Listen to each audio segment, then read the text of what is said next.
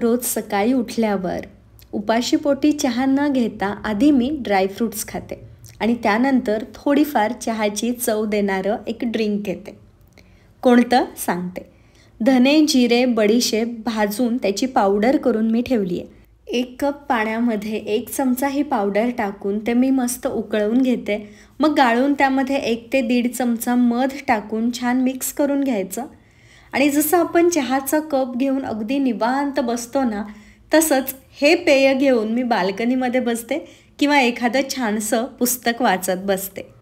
आता दुपारची वेळ आहे आणि मला चहा प्यायची इच्छा झालेली, पण चहाऐवजी मी हे ड्रिंक करून प्यायचं असं ठरवलं. सध्या हवेमध्ये खूप गारवा आहे, पाऊस चालू झाला आहे आणि त्यामुळे सतत चहा प्यायची इच्छा होते. म्हणून चहाऐवजी मी हा उपाय शोधून काढलेला आहे. सकाळी अर्धा कप आणि संध्याकाळी अर्धा कप माझा चहा होतोच, पण त्या दरम्यान जर पुन्हा चहा प्यायची इच्छा झाली तर मग मी हे पेय पिते. आता दुपारची वेळ आहे, जेवण करून साधारण 2.5-3 तास झालेले आहेत आणि आता पुस्तक वाचता वाचता मला चहा प्यायची इच्छा झाली, म्हणून मग मी हे पेय घेऊन बसले. वपुर्झा हे पुस्तक असं आहे की ते तुम्ही कधीही आणि किती वेळाही वाचा. त्यामध्ये काही ना काही प्रत्येक वेळी आपल्याला नवीन शिकायला मिळतंच आणि म्हणूनच हे पुस्तक मी सतत चाळत असते. एप्रिल महिन्यामध्ये जेव्हा आम्ही या घरात शिफ्ट झालो होतो त्यावेळी समोरचा डोंगर हा फार ओसाड वाटायचा, पण आता पाऊस चालू झालाय आणि त्यामुळे डोंगर अगदी हिरवागार झालाय. या बाल्कनीमधून हा डोंगर खूप छान दिसतो आणि म्हणूनच बाल्कनीच्या समोरच्या भागामध्ये मी व्यायाम करते. कधी सकाळी तर कधी संध्याकाळी. जसा वेळ मिळेल त्यानुसार मी योगा आणि मेडिटेशन करत असते. सूर्यनमस्कार जास्तीत जास्त करण्याचा मी प्रयत्न करते, प्राणायाम आणि मेडिटेशन. त्याचबरोबर मानेचे आणि कमरेचे सुद्धा व्यायाम करते, कारण सतत मोबाईलमध्ये एडिटिंग करत असल्यामुळे, मोबाईलमध्ये काम असल्यामुळे मानेचे त्रास फार व्हायला लागलेत. म्हणून आता मानेचे व्यायाम जरा वाढवलेत. इथे बसून मेडिटेशन केल्यावर खूप छान वाटतं. व्यायाम केल्यानंतर मी फ्रेश झाले आणि गहू आणि ज्वारी निवडायला घेतली. गहू निवडून मी ठेवलेले आहेत आणि आता मी ज्वारी निवडती आहे. दळण करून आणायचं आहे. पहिल्यांदाच असं झालं आहे की गहू आणि ज्वारी दोन्ही पिठं संपली आहेत. दरवेळी शनिवार रविवार बघून मी आणि जितेंद्र दोघेही दळून आणत असतो, पण ह्यावेळी आठवड्याच्या बरोबर मध्यभागीच पिठं संपलेली आहेत आणि आता मला दळण आणायला जायचं आहे.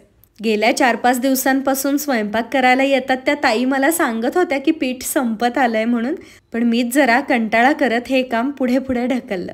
पण आता ते करावं लागणारच आहे. जोपर्यंत मी गहू ज्वारी निवडत होते तोपर्यंत प्रेरणाने चहा करायला ठेवलेला माझ्यासाठी. प्रेरणा म्हणजे माझी बहीण, ती आली आहे सुट्टीला माझ्याकडे. बरं, चहा पीत आता मी पुन्हा वाचायला बसली आहे, कारण आज माझ्याकडे बराच वेळ आहे आणि आजचा वेळ मी भरपूर वाचन करण्यामध्ये घालवायचा ठरवले. जर चहा पिता पिता मी वाचन केलं नाही, काही लिहिलं नाही किंवा बाल्कनीमध्ये बसून निवांत गाणी ऐकत चहा पिला नाही तर मला चहा पिल्यासारखाच वाटत नाही. म्हणून मी कंपल्सरी चहाचा कप हातात आला रे आला की एकतर वाचायला घेते किंवा गाणी ऐकत बाल्कनीमध्ये बसते. बरं, आता फ्रेश होऊन आम्ही दोघीही निघालो आहे दळण आणण्यासाठी. घरापासून 5 मिनिटांच्या अंतरावरतीच गिरण आहे, त्यामुळे एकटी चालत दळण घेऊन येण्यासाठी काही फारसा असा प्रॉब्लेम येत नाही. संध्याकाळचं वॉकिंग मग तिथेच करायचं असं मी ठरवलं. गिरणीमध्ये डबे ठेवायचे, दळण होईपर्यंत 15 मिनिटांचा एक मस्त असा वॉक तिथेच कॉलनीमध्ये घ्यायचा.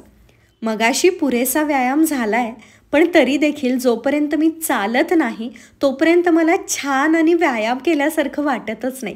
मला वॉकिंग करायला खूप जास्त आवडतं.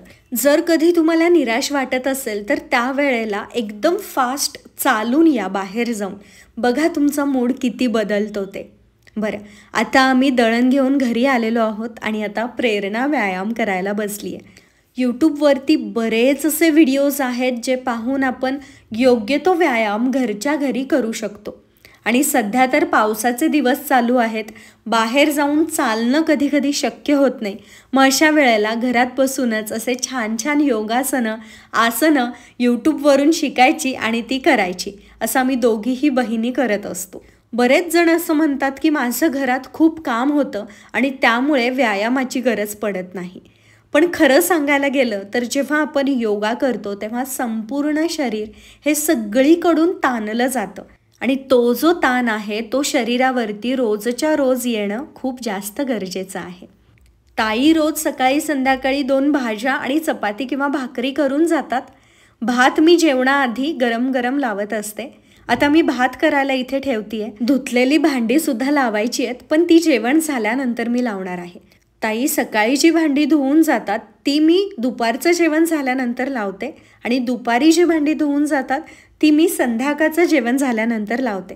कारण जेवण झाल्या लगेचच एडिटिंगला, लिहायला, वाचायला किंवा काउन्सलिंगचं सेशन घ्यायला बसलं की पोट गच्च झाल्यासारखं वाटतं. म्हणूनच मी जेवण झाल्यानंतर भांडी लावायचं किंवा कपडे वाळत घालायचं काम करते. त्याच्यामध्ये चालणंसुद्धा होतं आणि कामसुद्धा होतं. रोज संध्याकाळचं माझं हे ठरलेलं रुटीन आहे की भात करायला ठेवायचा आणि 10-15 मिनिटे भात होईपर्यंत मस्त देवपूजा करायची.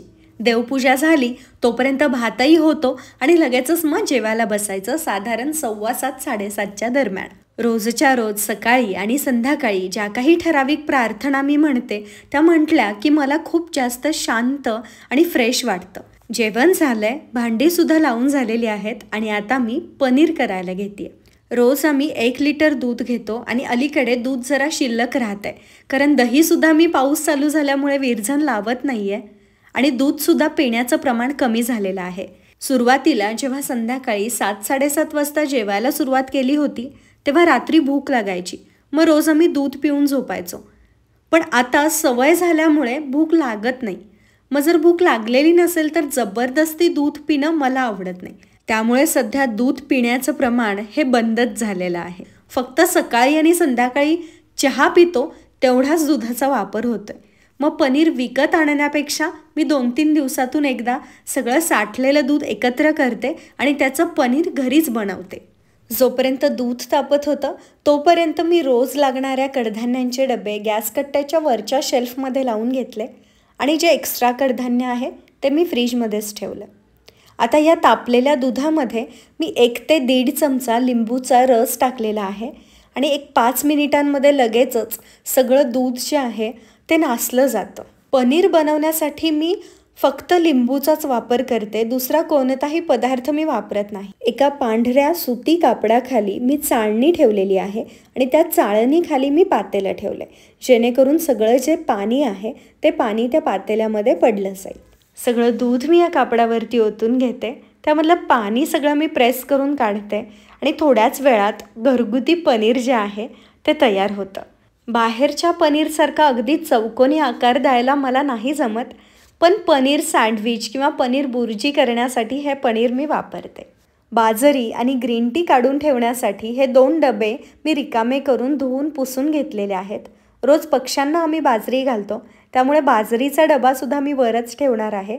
आणि हे जे ग्रीन टी आहे हे आम्ही उटीला फिरायला गेलो होतो तेव्हा तिकडून आणलं होतं, पण ते आणल्यापासून करायचं होतच नाही आहे म्हणून ते सुद्धा इथे मी वरतीच ठेवणार जेणेकरून रोजच्या रोज ते दिसेल आणि मला ग्रीन टी करून पिता येईल.